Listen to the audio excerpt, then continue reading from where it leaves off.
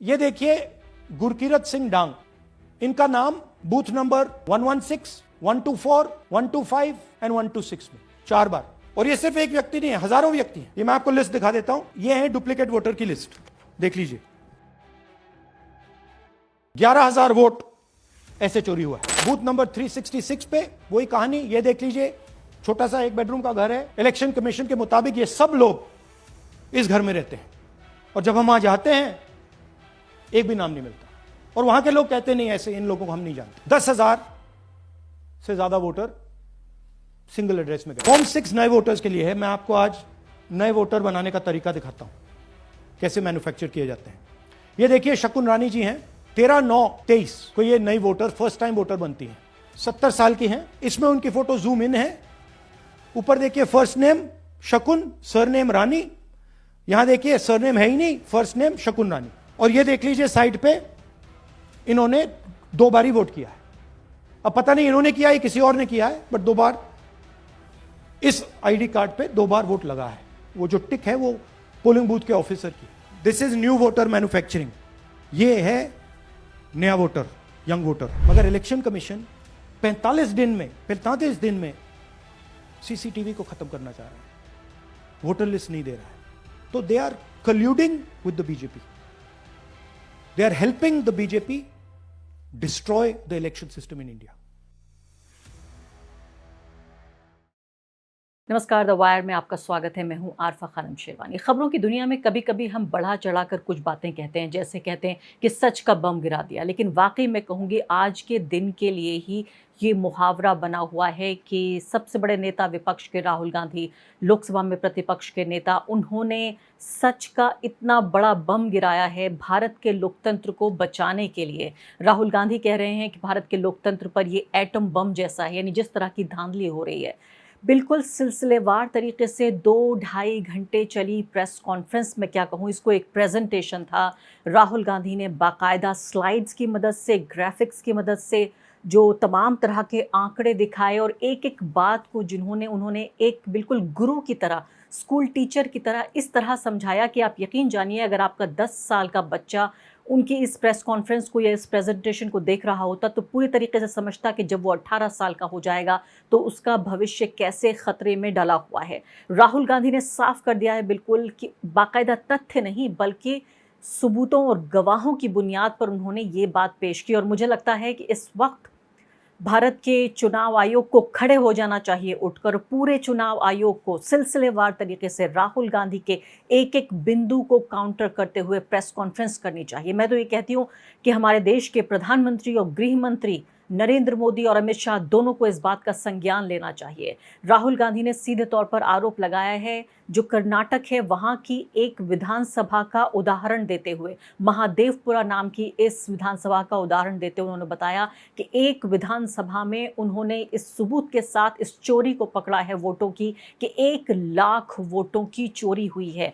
अगर एक विधानसभा में 1 लाख वोटों की चोरी हुई है तो आप बताइए कि पिछले लगातार जितने चुनाव हुए हैं उन्हें कैसे सच माना जाए। राहुल गांधी ने शुरुआत की कि किस तरह से जो एंटी इनकम्बेंसी, जिसको सत्ता विरोधी भावना कहते हैं, वो सबके ऊपर असर डालती है सिवाय भाजपा के। चाहे वो आप हरियाणा का जिक्र ले लें या महाराष्ट्र का जिक्र ले लें या मध्य प्रदेश का जिक्र ले लें या आप पिछले लोकसभा चुनाव का जिक्र लीजिए, ये एक ऐसी पॉलिटिकल पार्टी है, इसके ऊपर इस तरह की मैं कहूँगी पुट्टी लगी हुई है कि इस पर कोई असर नहीं पड़ता। चाहे देश की अर्थव्यवस्था गर्त में जा रही हो, चाहे सामाजिक तनाव हो, चाहे किसी को नौकरी ना मिले, चाहे तमाम तरह की महंगाई से लोग ग्रस्त हों, लेकिन इस पॉलिटिकल पार्टी से इतना प्रेम है इस देश के लोगों को, लेकिन लगातार वोट देते हैं। 1 बार, 2 बार, 3 बार, 4 और 5 बार।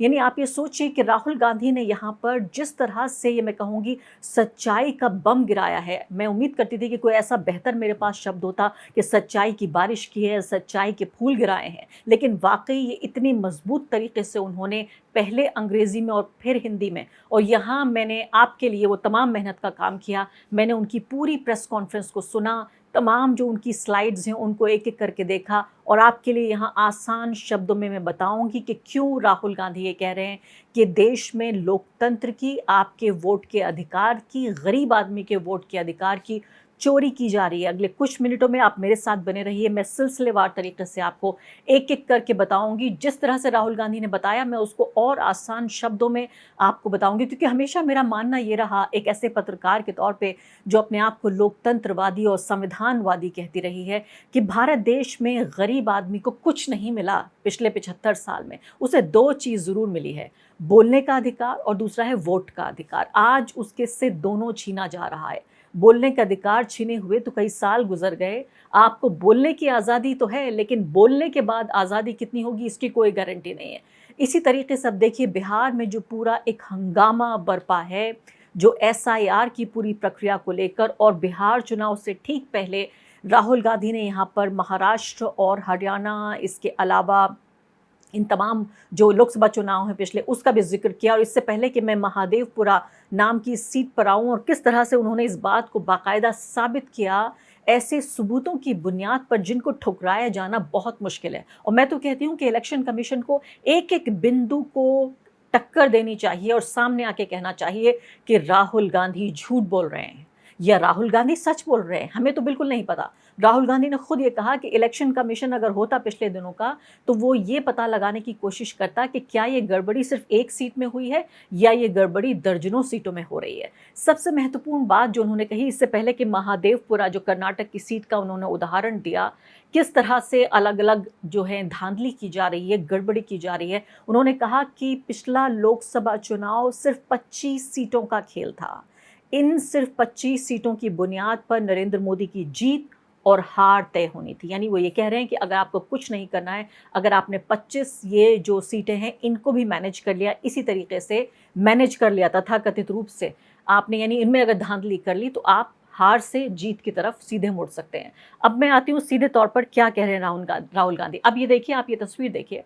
राहुल गांधी ने बताया कि ये 7 फीट लंबा जो कागजात का अंबार लगा हुआ है, यानी किसी भी एक जो सामान्य भारतीय पुरुष है उसके कद से कहीं ऊंचा ये अंबार जो आप देख रहे हैं, ऊपर से नीचे तक ये जो हजारों कागजात आप देख रहे हैं, इनको स्टडी किया गया। इसलिए स्टडी किया गया इनको क्योंकि इलेक्शन कमीशन ऑफ इंडिया ने किसी भी इलेक्ट्रॉनिक या डिजिटाइज फॉर्म में इस आंकड़े को, इस वोटर लिस्ट को देने से इनकार कर दिया। आप ये सोचिए कि इस वक्त इंटरनेट के नहीं, आर्टिफिशियल इंटेलिजेंस के दौर में हम जी रहे हैं। इस आर्टिफिशियल इंटेलिजेंस को चुनाव में, चुनाव के प्रबंधन में और चुनाव प्रचार में, प्रसार में इस्तेमाल किया जाता है। लेकिन election commission of India Bharat पूरी दुनिया में तकनीक के लिए मशहूर है। पूरी दुनिया की तकनीक की एक तरह से राजधानी माना जाता है टेक्नोलॉजी के हिसाब से। पूरे आप देखिए पश्चिमी दुनिया में भारत के जो इंजीनियर्स हैं उनका बोलबाला है, उनकी धूम है। लेकिन भारत का इलेक्शन कमीशन ये कह रहा है, उसने 7 फीट लंबा ये पूरा अंबार दे दिया कांग्रेस पार्टी को। 6 महीने लगे उन्हें इस डेटा को स्टडी करने में, और उसके बाद जो आए हैं वो इस डेटा को दिखा रहे हैं, जिसकी बुनियाद पे वो ये कह रहे हैं कि ये धांधली हुई है। इलेक्शन कमीशन ने हमें डेटा इस प्रकार दिया है, 7 फुट 200-300 किलो। अब इसमें प्रॉब्लम क्या है कि अगर हम वोटर को निकालना चाहते हैं, मान लीजिए आपका चेहरा है, आपको आइडेंटिफाई करना चाहते हैं, तो आपकी फोटो को हमें सारी की सारी फोटोज के साथ कंपेयर करना पड़ता है। हर फोटो को देख देख कर ये फोटो ये है, तो आप सोचिए कितना काम है। अगर एड्रेस निकालना है तो आपके एड्रेस को अलग सारे के सारे एड्रेसेस से कंपेयर करना पड़ता है। बहुत भारी काम है। हमारा जो काम हो गया, थोड़ा फोकस हो गया, क्योंकि लोगों ने कहा कि देखिए ये मतलब इसमें ही हमें मतलब 6-7 महीने लगेंगे, इसमें 6 महीना लगा है। और हर कागज को हमने आइडेंटिफाई किया है, कैटलॉग किया है, फोटोग्राफ निकाली है, कंपेयर की है, 6 महीने लगे हमें। इलेक्शन कमीशन ये डेटा इसलिए नहीं दे रहा है क्योंकि अगर हमने जो यहां महादेवपुरा में किया, अगर हम इसे बाकी लोकसभाओं में करा देंगे तो देश की डेमोक्रेसी की, लोकतंत्र की सच्चाई बाहर आ जाएगी। ये अब एविडेंस है, ये क्रिमिनल एविडेंस है। और इलेक्शन कमीशन देश में पूरे एविडेंस को डिस्ट्रॉय करने की सोच रहा है। मैंने जैसे कहा 21वीं सदी है, एक हार्ड ड्राइव पे आप पूरा डेटा रख सकते हो, 100 साल 200 साल का डेटा रख सकते हो, जितना रखना है रख दो। मगर इलेक्शन कमीशन 45 दिन में सीसीटीवी को खत्म करना चाह रहा है, वोटर लिस्ट नहीं दे रहा है। तो they are colluding with the BJP, they are helping the BJP destroy the election system in India. Rahul Gandhi ने आरोप लगाया कि अचानक इलेक्शन कमीशन ने यह कहा कि अभी तक वोटों की इतनी गिनती हुई थी और 5 बजे के बाद अचानक बहुत सारे वोटर्स आ गए। उनका ये कहना है कि पहली बात हमने जब उनसे मांगा कि आप हमें इसका सीसीटीवी फुटेज दे दीजिए तो उन्होंने इस बात से इनकार कर दिया। उन्होंने कहा कि 45 दिन बाद हम तो सीसीटीवी फुटेज को डिलीट कर देते हैं। अब समझ नहीं आ रहा, आप तय कर लीजिए कि आपको इस बात पे गुस्सा आ रहा है या इस बात पे हंसी आ रही है कि भारत का चुनाव आयोग जो दुनिया का सबसे बड़ा चुनाव कराता है, दुनिया का सबसे बड़ा चुनाव जिसकी धाक है पूरी दुनिया में कि कैसे करा पाता है इतना बड़ा चुनाव, वो इतना माजूर है कि ना तो उसके पास डिजिटल फॉर्म में वोटर की लिस्ट है, ना ही उसके पास जो सीसीटीवी फुटेज है उसका कोई एक जरिया है। वो आज के दौर में आप सोचिए कि छोटी मोटी डिस्क भी अगर ले लेते तो जितना डेटा आप चाहें उस डेटा को आप स्टोर कर सकते हैं। तो यहाँ पर ये राहुल गांधी ये कह रहे हैं कि लोकतंत्र में हर पार्टी को सत्ता विरोध का सामना करना पड़ता है, जैसे मैंने आपको बताया, सिवाय बीजेपी के। और अक्सर इस बात पर शक जाहिर मैं भी इस बात को आपसे कहती थी कि ज़मीन पर कुछ और दिखता है और सामने देखिए इलेक्शन रिजल्ट के दिन कुछ और नज़र आ जाता है। यानी एग्जिट पोल्स झूठे हैं, जो पॉलिटिकल पार्टियों के इंटरनल पोल्स हैं वो झूठे हैं। खुद हरियाणा में तो भाजपा के नेताओं से मैंने खुद बात की और उन्होंने ये बिल्कुल भी, कम से कम एक को भी इस बात का विश्वास नहीं था कि उनकी पार्टी चुनाव जीत रही है। न सिर्फ कि उनकी पार्टी चुनाव जीती बल्कि ऐतिहासिक वोटों से उनकी पार्टी चुनाव जीती। तो ये कौन सा ऐसा भगवान का आशीर्वाद है जो बीजेपी को मिल रहा है जिसकी वजह से एक के बाद एक वो चुनाव जीत रही है। महाराष्ट्र में पता लगा कि 5 महीनों में 5 साल से ज्यादा वोटर लिस्ट में आए। लोकसभा में हमारा गठबंधन जीतता है, विधानसभा में धज्जियां उड़ जाती हैं, पता भी नहीं लगता हमारा गठबंधन कहां गायब हो गया। 1 करोड़ नए वोटर विधानसभा में वोट करते हैं, लोकसभा में नहीं किया, विधानसभा में किया। इलेक्शन कमीशन कहता है 5:30 बजे बहुत भारी वोटिंग हुई। हमारे पोलिंग बूथ के वर्कर्स कहते हैं 5:30 बजे कोई भारी वोटिंग नहीं हुई थी, कोई लाइनें नहीं थी। तो महाराष्ट्र में पहली बार देखने को मिला कि कुछ ना कुछ गलत है। प्रेस कॉन्फ्रेंस की महाराष्ट्र के बाद कि देखिए इलेक्शन कमीशन से हमने कहा समझाइए ये हुआ कैसे, 1 करोड़ नए वोटर कैसे आए, लोकसभा में एक नतीजा, विधानसभा में दूसरा नतीजा। आर्टिकल लिखा, रीजनल न्यूज़पेपर्स में डाला, महाराष्ट्र में डाला, बहुत चला महाराष्ट्र में, क्योंकि लोगों को यह फीलिंग थी कि कुछ ना कुछ यहां पे गलत हुआ है। तो फिर हमने कहा ठीक है, चलिए सबूत निकालते हैं, सबूत ढूंढते हैं। इलेक्शन कमीशन हमें मदद नहीं कर रही थी, उल्टा जिन चीजों को हमें जरूरत थी वो नहीं दे रही थी, बहाने बना रही थी। हमने उनसे डिजिटल वोटर रोल मांगा, इलेक्ट्रॉनिक फॉर्म में वोटर लिस्ट दे दीजिए, नहीं दे सकते। एक बार नहीं अनेक बार डेलीगेशंस गए, मैंने चिट्ठी लिखी, चलता गया। फिर कहते हैं कि 5:30 बजे वाला मामला था महाराष्ट्र में, तो कहते हैं सीसीटीवी फुटेज को हम 45 दिन में खत्म कर देंगे, डिस्ट्रॉय कर देंगे। तो महाराष्ट्र से उन्होंने शुरुआत की। वो महादेवपुरा तो आए जो कि कर्नाटका में है, लेकिन उन्होंने कहा कि महाराष्ट्र में 5 महीनों में बहुत ज़्यादा नए वोटर जुड़ गए। ये 5 सालों के मुकाबले ज़्यादा, यानी 5 महीनों में इतने वोटर जुड़े जितने 5 सालों में भी नहीं जुड़े थे। इसी की वजह से हमें शक हुआ और विधानसभा चुनाव में हमारा गठबंधन हार गया, लेकिन लोकसभा में हम जीत गए। हमें शक है कि महाराष्ट्र चुनाव में धांधली हुई। 1 करोड़ नए वोटर कहाँ से आ गए? हमने चुनाव आयोग से वोटर की लिस्ट मांगी थी, लेकिन उन्होंने वो लिस्ट हमें नहीं दी। इस बात का दावा राहुल गांधी ने किया और मुझे याद है अच्छे तरीके से राहुल गांधी ने बाकायदा आर्टिकल लिख के अखबारों में लोगों को इस बारे में जागरूक करने की भी कोशिश की। तो उन्होंने कहा इसी बात से उन्होंने तो उन्होंने कहा इसी बात से उन्होंने जांच की यहाँ पे शुरुआत की और इंटरनल पोल में ये पाया कि कर्नाटक में वो 16 सीटें जीत रहे थे। आपको याद है वायर की टीम वहाँ पहुंची थी कर्नाटक में और मेरे कैमरा पर्सन देवी दत्त, और हमने बहुत सारे लोगों का वहाँ पर इंटरव्यू किया, आपको तमाम तरह के डिस्कशंस दिखाए, हमने आपको वहाँ के मुख्यमंत्री और उप मुख्यमंत्री दोनों से हमने आपकी मुलाकात कराई, उनका इंटरव्यू किया, आम लोगों से भी हमने बातचीत की और हमें भी अंदाज़ा था कि कांग्रेस पार्टी को 9 से ज़्यादा सीटें बिल्कुल मिलनी चाहिए थी। और मैं खुद पर्सनली इस बात पे हैरान थी कि सिर्फ 9 सीटें जीत पाए, और जिन 7 सीटों पे हमें हार मिली उनमें से एक की हमने जांच की और इसी विधानसभा सीट का जो नाम है, इस सीट में विधानसभा जो सीट है महादेवपुरा, इस पर फोकस किया गया। अब राहुल गांधी आगे बढ़ते हैं और वो कहते हैं कि 2024 के चुनाव में जो सीट थी बेंगलुरु सेंट्रल, इस पर कांग्रेस के उम्मीदवार को 6,26,208 वोट मिले और बीजेपी को कितने मिले? 6,58,915। तो जीत का अंतर सिर्फ 32,000 वोटों का था। महादेवपुरा विधानसभा की सीट की उन्होंने जांच जब करने की शुरुआत की कांग्रेस पार्टी ने और उनके जानकारों ने, तो ये पाया कि 1,15,586 वोट मिले यहाँ, और बीजेपी को कितने वोट मिले? 2,29,632, यानी दोनों के बीच 1,14,000 का अंतर था। सीधे तौर पे यहाँ पर राहुल गांधी कह रहे हैं कि ये 5 वजह हैं, ये अपनी स्क्रीन पर आप देखिए, इन 5 वजहों से ये पता चलता है कि वोटों में धांधली हो रही है।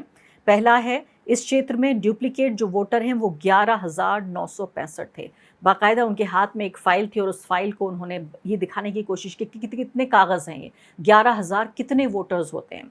दूसरी बात उन्होंने कही, फर्जी पते के 40,009 वोटर पाए गए, और नंबर 3 उन्होंने बताया कि एक पते पर रहने वाले 10,492 वोटर थे, और जो फॉर्म 6 होता है उसका किस तरह से, यानी फर्स्ट टाइम जो वोटर है उसका किस तरह से गलत इस्तेमाल किया गया, और 33,692 बार उन्होंने एक महिला का जिक्र किया और बताया कि कैसे 70 साल की महिला पहली बार वोट दे रही थी फॉर्म 6 के ज़रिए, कैसे उसका दुरुपयोग किया गया, यानी 18 साल का वोटर नहीं, 70 साल की महिला वोट दे रही थी। और इसके अलावा जो तस्वीरों का उन्होंने जिक्र किया कि तस्वीरों में 2 तरह की धांधली हुई। पहली बात तो एक ही तस्वीर को पहले लॉन्ग शॉट में दिखाया गया, यानी उसको जूम आउट करके दिखाया गया, और उसी तस्वीर को फिर जूम इन करके दिखाया गया, यानी व्यक्ति जो एक है, महिला एक है, लेकिन वोटर आईडी 2 हैं, 2 बार इन्होंने वोट डाला। इसके अलावा तस्वीर इतनी छोटी थी कि आप उसे माइक्रोस्कोप से भी देखने की कोशिश करें तो आपको, तभी आप देख सकते हैं, माइक्रोस्कोप से तो देख सकते हैं, इतनी, यानी नंगी आंखों से नहीं देख सकते, चश्मे से देखना भी बहुत मुश्किल है, माइक्रोस्कोप की ज़रूरत पड़ेगी। हो सकता है इलेक्शन कमीशन उसी का इस्तेमाल कर रहा हो। अब यहाँ पर आगे बढ़ते हैं और ये देखते हैं कि किस तरह से अलग अलग जो केस स्टडीज़ राहुल गांधी ने बताया। उन्होंने जिक्र किया शकुन रानी का, कि शकुन रानी ने एक नहीं 2 बार वोट किया। शकुन पहला नाम उनका और दूसरा नाम था रानी। दूसरी बार यही महिला आ जाती हैं और उनका एक ही नाम होता है, उनका कोई सरनेम नहीं होता, एक ही नाम होता है शकुन रानी। तो आप ये देखिए, ये 2 वोटर आईडी हैं, इनके पास 2 बूथ, हल्का सा नाम इधर उधर, एक ही इंसान, और 2 बार उसने वोट किया। इस तरह से वोट चोरी हो रही है, ये बता रही हैं। दूसरा आप ये देखिए, सनीता देवी के जो पिता हैं उनका नाम अशोक कुमार नहीं है, राजेंद्र यादव नहीं है, कोई और श्रीवास्तव नहीं है, अजय श्रीवास्तव नहीं है। उनके पिता का क्या नाम है मैं आपको बताती हूँ। उनके पिता का नाम है ILSDHFUG जी हाँ, ये उनके पिता का नाम है। इस तरह से सिर्फ सनीता देवी का एग्जाम्पल देकर उन्होंने बताया कि ऐसे बहुत सारे लोग हैं जिनमें इतनी भी जहमत गवारा नहीं की कि अगर आप कोई काल्पनिक नाम बता भी रहे थे तो कम से कम ऐसा कोई नाम होता ढंग का जिस पे कोई ये नहीं समझता कि ये कोई आम व्यक्ति नहीं है, ये इंसान नहीं है, बल्कि ऐसा लगता है कि कोई एलियन है जिसको कि कोड दिया गया, उसका नाम नहीं है, उसका कोड है। एक और ये एक जादुई व्यक्ति हैं, श्रीवास्तव साहब हैं, कोई इनको ढूंढ के निकालना चाहिए। इनके पास वो शक्ति है, ये भगवान हैं, ये हर जगह हैं। ये इतने बड़े भगवान हैं कि ये महाराष्ट्र में भी हैं, लखनऊ में भी पहुंच जाते हैं, बनारस भी चले जाते हैं, और कर्नाटक में भी एक सीट पर आकर ये वोट डाल जाते हैं। इनके पास इस तरह की कोई मायावी शक्तियां हैं कि अलग अलग राज्यों में जाकर अलग अलग चुनाव में वोट डालते हैं। इनका भी इन्होंने जिक्र किया, आदित्य श्रीवास्तव शायद इनका नाम रहा है। तो सीधे तौर पर मैं ये कहना चाहती हूँ, केस स्टडी तो उन्होंने बहुत सारी रखी हैं और उन्होंने ये भी बताया कि कैसे एक ही वोटर बूथ नंबर 186, 124, 125, 126 हर जगह वोट दे रहा है। यानी पूरे तरीके से वोट की चोरी हो रही है, वोट के अधिकार की चोरी हो रही है। ये हंसने की बात नहीं है, ये रोने की भी बात नहीं है, ये जागरूक होने की बात है, उठकर खड़े होने की बात है, अपने वोट के अधिकार की रक्षा की बात है, लोकतंत्र के रक्षा की बात है, ये हमारे संवैधानिक अधिकारों की बात है। क्योंकि एक लोकतंत्र में जो हमारा वोट देने का अधिकार है वही तय करता है कि हम एक लोकतंत्र हैं या नहीं। मैं खुद एक नागरिक के तौर पर भारत का जो चुनाव आयोग है उसकी तमाम तरह की क्रेडिबिलिटी पे विश्वास करते हुए मैं उनसे अपील करना चाहती हूँ कि देश का सबसे बड़ा विपक्ष का नेता अगर अपना पूरा वज़न लगाकर अगर आपके सामने ये तमाम सबूतों, गवाहों, आंकड़ों की बुनियाद पर काफ़ी मेहनत करके 6 महीने मेहनत करके व्यक्ति आपके सामने ये तमाम डेटा, फिगर और प्रेजेंटेशन रख रहा है, ये आपका फ़र्ज़ बनता है, ये आपका धर्म है, आपका कर्तव्य है ये कि आप आइए इन तमाम जो सिलसिलेवार तरीके से बिंदु जो उन्होंने उठाए हैं उसका एक-एक करके जवाब दीजिए। अगर जो सही है उसको सही कहिए, जो गलत है उसको गलत कहिए, लेकिन जो आपकी ज़िम्मेदारी है वो ये कि देश की जनता को विश्वास दिलाइए कि उसका वोट आपके यहाँ सुरक्षित है। द वायर के और वीडियोस देखने के लिए सब्सक्राइब करें और बेल आइकन पर क्लिक करें। स्वतंत्र पत्रकारिता की आर्थिक मदद करने के लिए डिस्क्रिप्शन में दिए गए लिंक पर जाएं और अपनी राशि चुनें।